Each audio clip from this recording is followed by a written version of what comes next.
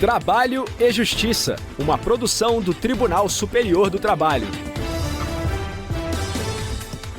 Olá, eu sou Anderson Conrado e você acompanha agora as principais notícias da Justiça do Trabalho. Quem traz o primeiro destaque é a repórter Samantha Flor, de Brasília. Trabalhador rural consegue anular contrato de parceria e reconhecer vínculo com fazenda. Em nosso giro pelos regionais, a repórter Ana Paula Guilherme traz informações diretamente do Tribunal Regional do Trabalho da Terceira Região, em Minas Gerais. Confirmada a justa causa de empregada que rasurou o atestado médico para aumentar dias de afastamento. Diretamente do Tribunal Regional do Trabalho da 18ª Região, em Goiás, fala a repórter Sofia Costa. Justiça do Trabalho determina a responsabilidade de filha de sócio por dívida trabalhista. Nesta edição, você também confere o quadro Boato ou Fato. Vamos saber o que a legislação estabelece para quem trabalha em feriados. Se liga, o nosso programa já está no ar.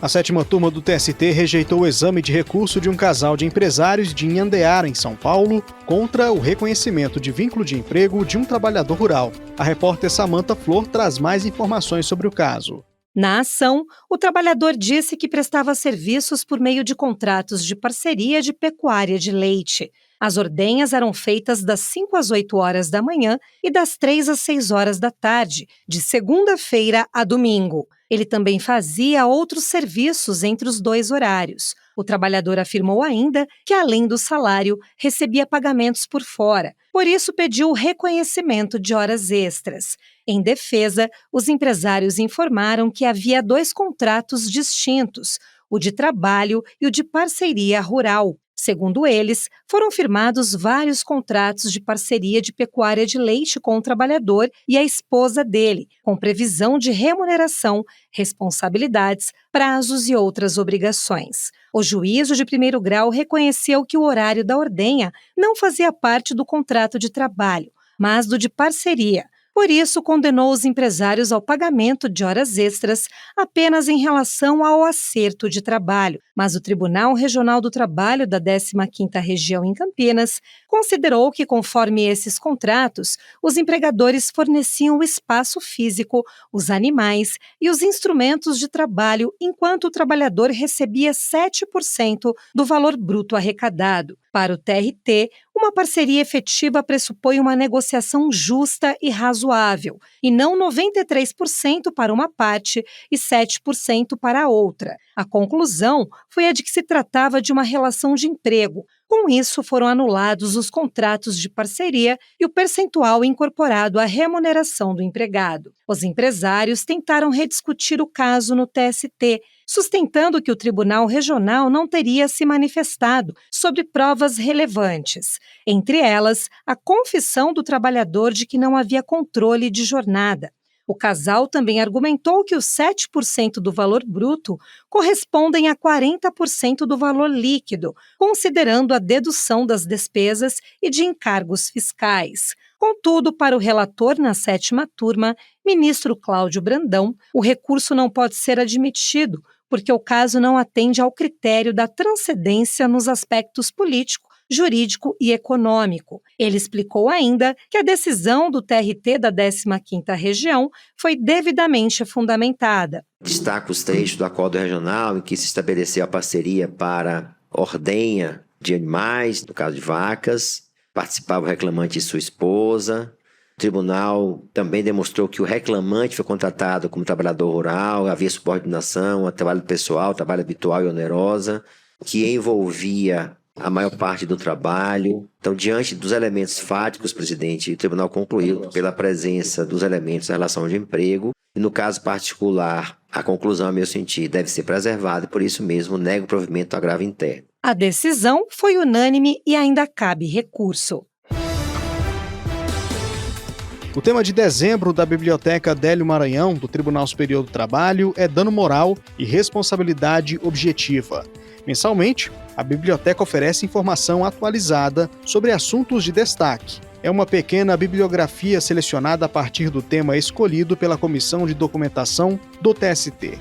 As obras selecionadas este mês abordam tópicos como teoria do risco e direito de personalidade. A lista é organizada em formato de referências bibliográficas em ordem alfabética, de sobrenome do autor. Links para conteúdos multimídia também estão disponíveis. Para conferir o material selecionado e preencher o formulário de solicitação de conteúdo, é só acessar tst.jus.br/biblioteca. Giro pela Justiça do Trabalho. A Justiça do Trabalho, em Minas Gerais, confirmou a dispensa por justa causa de uma empregada de uma rede de lojas por falsificação de atestado médico. Os detalhes do caso você acompanha com a repórter Ana Paula Guilherme, que fala diretamente do Tribunal Regional do Trabalho da Terceira Região.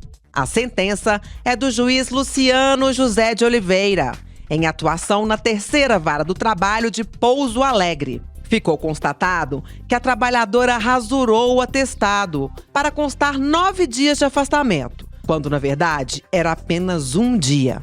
A adulteração foi confirmada pela própria médica responsável pelo atestado médico. Para o magistrado, a conduta da trabalhadora configura ato de improbidade, na forma do artigo 482-A da CLT. Na visão do juiz, não era o caso de aplicação gradativa de punições mais brandas, já que a conduta da empregada configura falta gravíssima, autorizando a imediata extinção do contrato, pois houve a quebra da confiança necessária para a continuidade da prestação de serviços. Um caso que envolve uma dívida trabalhista foi analisada pela Justiça do Trabalho em Goiás. Saiba mais com a repórter Sofia Costa, que fala diretamente do Tribunal Regional do Trabalho da 18ª Região. A primeira turma do TRT de Goiás manteve a filha do dono de uma usina de álcool no processo em que a empresa é executada. A determinação ocorreu após o colegiado considerar que se trata de uma sócia de fato, ainda que seu nome não conste no contrato social da empresa. A turma acompanhou o entendimento do relator, desembargador Mário Bottazo, para o qual ficou configurada a ocultação, dilapidação e confusão patrimonial envolvendo a filha do sócio, além de ter sido comprovado seu poder de gestão na empresa. O processo foi proposto pela viúva de um tratorista que faleceu após acidente de trabalho durante colheita de cana-de-açúcar na usina de álcool. O acidente ocorreu em Pontalina, interior de Goiás, em 2012. Mesmo após os créditos trabalhistas terem sido reconhecidos pela Justiça do Trabalho, a execução se arrasta há mais de 10 anos sem que o empresário quite a dívida. A viúva, então, recorreu à Justiça do Trabalho, alegando que a empresa vem realizando transações financeiras em nome da filha do empresário e pediu a inclusão da mulher como parte no processo de execução, o que foi deferido pelo primeiro grau. No recurso, a filha do usineiro alegou não fazer parte da sociedade e pediu a exclusão de seu nome no processo. Para o relator, ainda que a filha não tenha figurado no título executivo judicial, deve-se mantê-la no polo passivo da execução. Ele entendeu que a filha possuía participação direta na empresa, recebendo pagamentos que eram devidos à usina em sua conta corrente particular ou administrando os bens em nome da instituição. Mesmo com transações em nome de diversas pessoas, observa-se que em quase todas as autorizações de pagamento constam como beneficiária a filha do empresário. As quantias movimentadas eram, na maioria, acima de R$100 mil. Além disso, há diversos contratos de compra e venda de máquinas agrícolas em que pai e filha figuram como compradores. Para Bottazo, ficou demonstrado que a filha do empresário assumia responsabilidades e obrigações em nome da usina. O relator alertou para o fato de que empresas que desejam ocultar seu patrimônio ou pretendem lesar seus credores, vez ou outra se utilizam de uma pessoa física para realizar suas transações financeiras. Boato ou fato? Fala, Pamela, tudo bem? Tá animada pro Natal? A família vem visitar? Até vem, Fê, mas nem fale. Além de não poder passar o dia 25 com eles por conta do trabalho, ainda tô apertada de grana. Nem vai dar pra fazer muitas coisas. Mas pelo menos tô feliz que a minha mãe e meus irmãos estão vindo. Se você vai trabalhar no feriado, é bem capaz de você receber a mais por isso. Tem que ter uma compensação. Sério? Eu não sei disso. Essa é a primeira vez que fui escalada pra trabalhar no feriado. Pamela, o Fernando tem razão. A Lei 605 de 1949 dispõe sobre o repouso semanal remunerado e o pagamento de salário nos dias de feriados civis e religiosos. De acordo com o artigo 9º, nas atividades em que não for possível a suspensão do trabalho, a remuneração deve ser paga em dobro. A regra é válida caso o empregador não determine outro dia para a folga. Ou seja, a legislação estabelece que o trabalho em feriados deve ocorrer de forma excepcional e precisa haver compensação. A súmula 146 do TST também diz que o trabalho prestado em domingos e feriados, desde que não compensado, deve ser pago em dobro. Isso sem prejuízo da remuneração relativa ao repouso semanal. Vale ressaltar que algumas categorias possuem convenções ou acordos coletivos com determinações específicas para trabalhos prestados durante feriados. Por isso, é importante se atentar às regras previstas em contrato.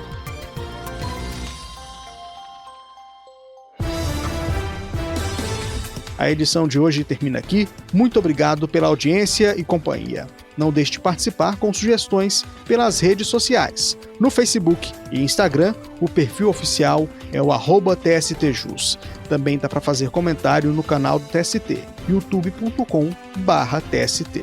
Se preferir, mande um e-mail para crtv@tst.jus.br. O Trabalho e Justiça teve a apresentação de Anderson Conrado, edição de Liamara Mendes, produção de Ana Luísa Badu e Milene Teixeira, colaboração das estagiárias Alexia Lemos e Sofia Elizabeth Vieira, supervisão de Patrícia Rezende e trabalhos técnicos de Rafael Feitosa. O programa é uma produção da Rádio TST, sob a coordenação de Rodrigo Tugnoli e a supervisão geral da Secretaria de Comunicação Social do Tribunal Superior do Trabalho. A gente se encontra na próxima edição. Eu espero você. Tchau. Trabalho e Justiça, uma produção do Tribunal Superior do Trabalho.